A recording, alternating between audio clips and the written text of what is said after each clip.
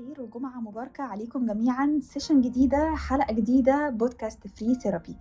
يلا بقى الايربودز في ودانك، قهوتك في ايدك، ما ينفعش نولع شمعة عشان هتطفي من موضوع النهاردة. الحقيقة ان موضوع النهاردة هو اهم اسباب انك تفكر تروح لثيرابيست. هتلاقي نفسك دخلت عليه العيادة، مددت على الشيزلونج بدون اي مقدمات، بتقوله انا انطفيت.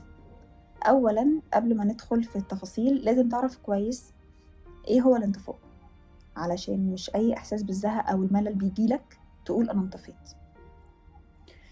الانطفاء ده شعور سيء جدا. انت بتحس ببرود تجاه اي حاجة انت بتحبها ونفسك فيها، هتلاقي نفسك مش عايزة. انت مش عايز غير الوحدة، مش عايز تشوف حد، عايز يومك يعدي بسلام وخلاص، ما عندكش رغبة تعمل فيه اي حاجة.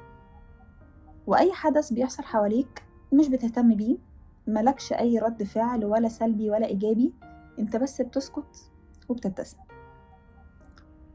ولو هنعمل ابديت كده للفيرجن ده دلوقتي، زي انك تعمل سين على المسجات وما تردش، زي ان يبقى عندك مسجات كتير في الاركايف مش بترد عليها وما عندكش شغف ان انت تخش تبص عليها.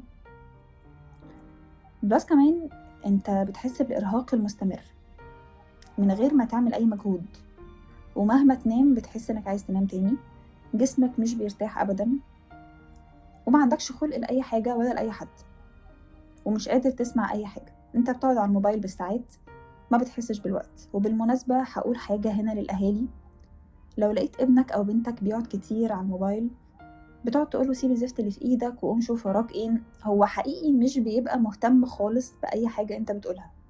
هو مقتنع ان العالم الافتراضي اللي هو فيه دلوقتي أحسن بكتير من حياته اللي عايشها. وطبعا اللي بيساعد في ان الموضوع ده يزيد أكتر، كل الناس اللي احنا بنتابعهم سواء بلوجرز انفلونسرز، الناس دي بتظهر لك أحسن جانب من حياتها. بتشوف قد ايه البنات دول بيتهم حلوة قوي، عندها هدوم كتير، عندها لبس كتير، عندها ميك اب كتير، بتسافر وبتروح وبتيجي، واللي بيتجوز واللي بيخرج، شايف الحياة وردي قوي. بس هو مش بيظهر لك مشاكله، زي كده ما بيقولوا محدش بيوري الناس خيبته يعني. فانت مقتنع انه العالم الافتراضي اللي انت فيه ده احلى بكتير من حياتك، لان زي ما قلت انت حاسس ان عندك انطفاء تام من كل حاجة حواليك. الشعور ده ممكن يكون طبيعي ان هو يبقى مؤقت لأيام أسبوع بالكتير، لكن لو استمر لفترة طويلة ساعتها في مشكلة. طب من الأساس أنا ليه ممكن أحس إني انطفيت؟ أولا وأخيرا الضغط العصبي الكتير بسبب شغل، مشاكل، ضغوطات الحياة. كل الحاجات دي يا جماعة احنا لو ما اتكلمناش فيها أول بأول هتلاقي نفسك واحدة واحدة بتسكت وبتنطفي تماما. كمان إنك تتعرض لصدمة كبيرة في حياتك، انت مش قادر تتكلم، ومع الوقت بتدرك ان الكلام والعياط والغضب وكل ده هو مش هيحل، فانت بتستسلم للإحساس اللي انت فيه وبتلتزم الصمت. كمان في سبب مهم قوي يخليك تحس بالانطفاء. يمكن انت وانت بتشتغل بتعمل حاجات كتير في حياتك، ده مرهق بالنسبة لك بس هو ممتع على فكرة. لكن إحساس الفضا أو إن انت ملكش لازمة، محدش محتاجك، الدنيا بيك من غيرك ماشية، انت ملكش أي تأثير فيها، ده أهم سبب يخليك تختفي وتنغلق وما تبقاش عايز تشوف حد.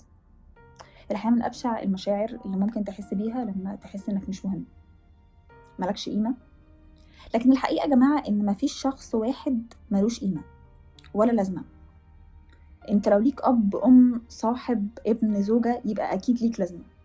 طول ما في حد واحد في الدنيا دي محتاج لك يبقى انت شخص ذو قيمة. مشاكل كتير طبعا ممكن تؤدي لإحساس الانطفاء. على حسب كلام بعض المعالجين النفسيين، بيقولوا مش بالضرورة تبقى فترة الانطفاء سلبية، زي ما قلت لكم اللي بنسميه الانطفاء الطبيعي، أو أنا شايفة إن هو انطفاء طبيعي. انت ممكن ده يكون تعبير عن الإرهاق والتعب.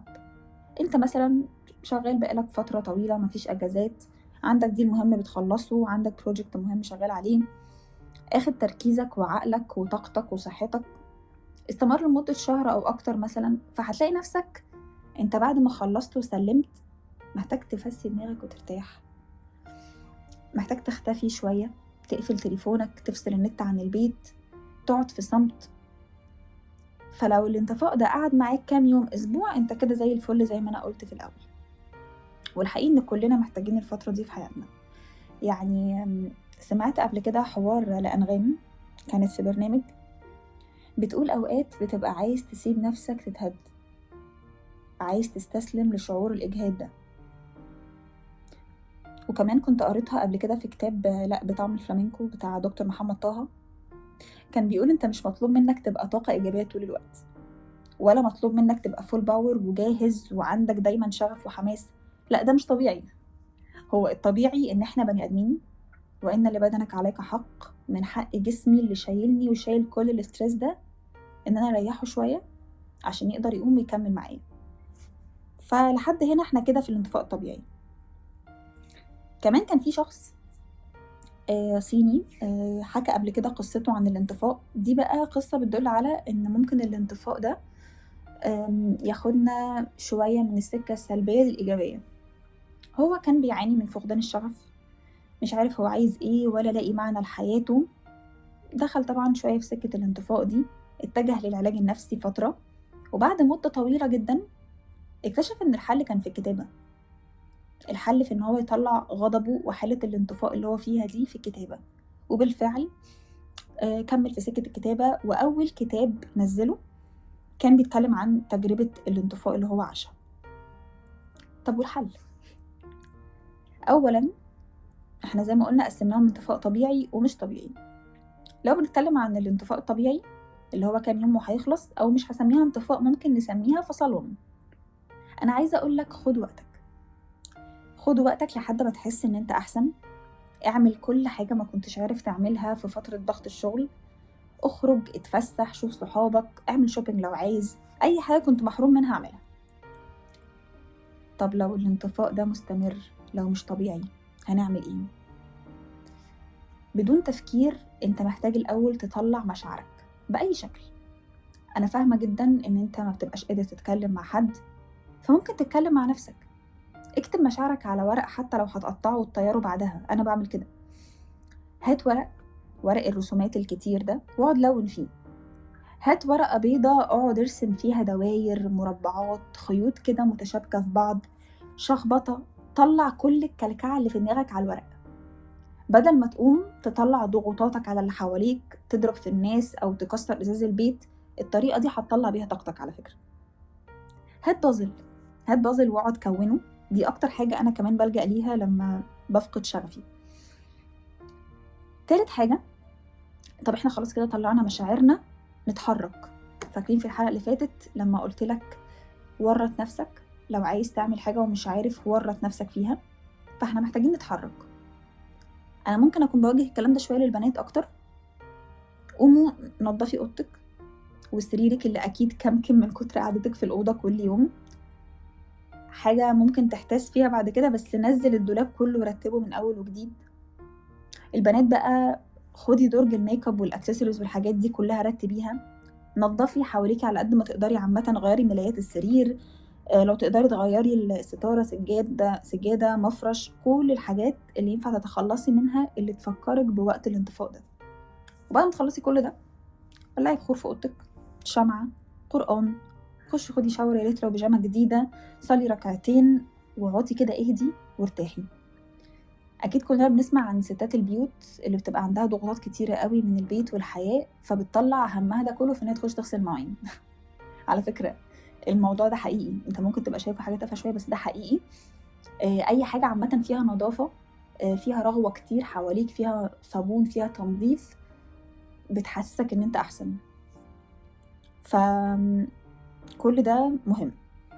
رابع حاجة، واحدة واحدة كده بقى نبدأ نطلع برا الأوضة للناس اللي برا مستنيانا، واللي هم لو ناس سوية وطبيعية هتحتويكي على فكرة وتحضن وتطبطب. خامسا، لو قادرة تخرجي برا البيت تتمشي بالنهار يا ريت، في شمس، اقعدي في مكان فيه زرع كتير، اقعدي قدام البحر حتى لو ساكتة مش بتتكلمي. يا سلام كمان لو معاكي ورق، وارسمي وشخبطي ولوني، وانتي ماشية قطعي الورق دي وطيريها في البحر. كل الحاجات دي تبان بسيطة، بس انتوا يا جماعة مش متخيلين حالك بعدها هيبقى عامل ازاي. فيا سلام بقى لو جت من عند ربنا كمان جات لك فرحة أو مفاجأة حلوة، فكده خلاص هيبقى كله تمام. انطفاء، اكتئاب، عزلة، انغلاق، إرهاق مستمر، فقدان شغف ومصطلحات تانية كتير كلنا بنقولها لمجرد إحساسنا بشوية زعل، معتقدين إن ده النهاية وإني هفضل منطفي للأبد. لكن الحقيقة إن مفيش شعور مستمر للأبد، مفيش إحساس سلبي دائم، وكل حاجة وليها حل. الأهم من إنك تخرج من انطفائك تعرف إزاي تتعامل معاه، تتعايش مع مشاكلك، تتعايش مع أزماتك النفسية، وتخلي بالك على قلبك من أي أذى. أنا مش هبالغ لو قلت إن دي أكتر حلقة مبسوطة بيها. أنا كتبت حوالي 3 مواضيع قبلها، ولا واحد فيهم حسيت بيه زي الموضوع ده. يا رب أكون قدرت أوصل لكم إحساسي ووصلت إحساسكم بالكلام.